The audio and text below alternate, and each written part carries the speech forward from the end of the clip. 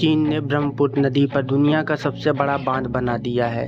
क्या वो भारत की इस नदी का भविष्य तय करेगा? आखिर ये चीन का मेगा प्रोजेक्ट क्यों है, आइए समझते हैं। चीन ने दुनिया का सबसे बड़ा हाइड्रो पावर प्रोजेक्ट चालू किया है, जिसने भारत और बांग्लादेश जैसे देशों की चिंता बढ़ा दी है। आखिर ऐसा क्यों?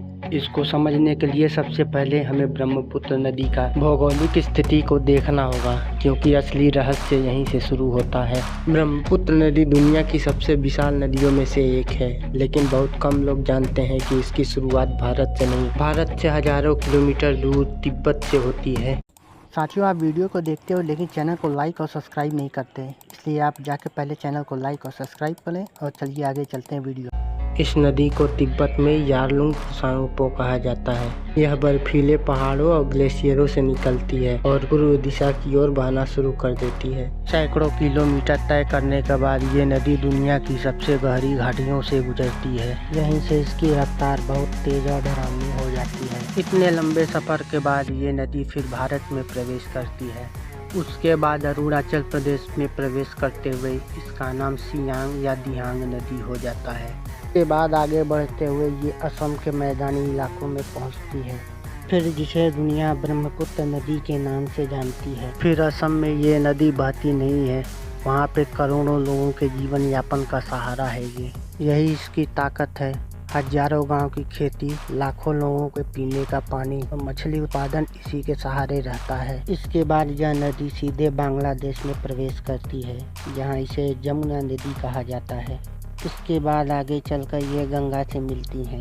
दुनिया की सबसे बड़ी नदी डेल्टा नदी बनाती हैं, जो कि सीधा बंगाल की खाड़ी में जाके खत्म होती हैं। अब सवाल उठता है, क्या चीन इसके पानी को रोक सकता है? क्योंकि ये नदी चीन से निकल के सीधा भारत आती है। यहीं से भारत और बांग्लादेश जैसे देशों की चिंता बढ़ जाती है, क्योंकि नदी का ऊपरी हिस्सा चीन कंट्रोल करता है। जबकि चीन का कहना है कि यह बांध बाढ़ नियंत्रण और बिजली उत्पादन के लिए है, ताकि बिजली उत्पादन बढ़ाया जा सके। लेकिन विशेषज्ञों का मानना है कि चीन के बांध बनाने की वजह से पानी का बहाव कम हो सकता है, जिससे नीचे रहने वाले लोग प्रभावित हो सकते हैं। अगर चीन ने बारिश के मौसम में पानी का बहाव रोककर अचानक से पानी को छोड़ा तो बाढ़ की स्थिति पैदा हो सकती है। इसी वजह से भारत लंबे समय से इस बांध पर नजर बनाए हुए है। भविष्य में ऐसा कुछ होता है कि नहीं, ये इन देशों के संबंध पर निर्भर करेगा। बांग्लादेश की चिंता कम नहीं है, क्योंकि ये नदी वहाँ के लोगों के लिए जीवन रेखा है। यही कारण है कि इस बांध की चर्चा सिर्फ चीन नहीं बल्कि पूरे दक्षिण एशिया में है। लेकिन एक सवाल, क्या एक बांध पूरे नदी के पानी को कंट्रोल कर सकता है? इस सवाल का जवाब इतना आसान नहीं है, क्योंकि इस कहानी का सबसे दिलचस्प हिस्सा अब शुरू होता है। क्योंकि ब्रह्मपुत्र नदी का पानी रोक पाना इतना आसान नहीं होगा, क्योंकि ब्रह्मपुत्र नदी में बहुत सी सहायक नदियां आके मिलती हैं। इतने पानी को एक साथ रोकना संभव है, लेकिन कुछ विशेषज्ञों का मानना है कि इसके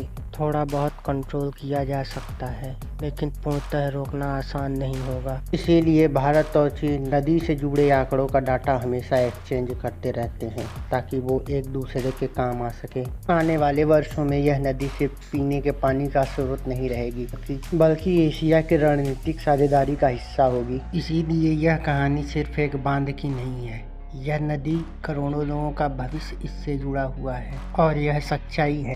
उम्मीद है सभी देश मिलकर भविष्य में इसका सही से उपयोग करेंगे, ताकि किसी देश को नुकसान ना हो, क्योंकि प्रकृति किसी एक देश की नहीं है, ये सबके लिए जरूरी है। उसके संसाधन का उपयोग पूरी दुनिया कर सकती है। यहाँ पे चाइना को भी समझना होगा कि वो सिर्फ एक ब्रह्मपुत्र नदी पर अपनी रोक लगा सकता है, लेकिन भारत भी ऐसे तरीके लगाएगा कि अगले दिन चाइना को भी घुटने पे लाके खड़ा कर सकता है, क्योंकि भारत भी आज के समय में दुनिया की एक बहुत बड़ी महाशक्ति है। भारत से टकराना मतलब चीन के लिए मौत का बुलावा देने के बराबर है।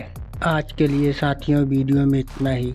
हमारा वीडियो आपको कैसा लगा हमें कमेंट करके ज़रूर बताएं, और चैनल को लाइक और सब्सक्राइब ज़रूर करें, ताकि आने वाले भविष्य में हम और अच्छे कंटेंट बनाकर आप लोगों का मनोरंजन कर सकें। मिलते हैं आपसे अगले वीडियो में, तब तक के लिए जय हिंद, जय भारत।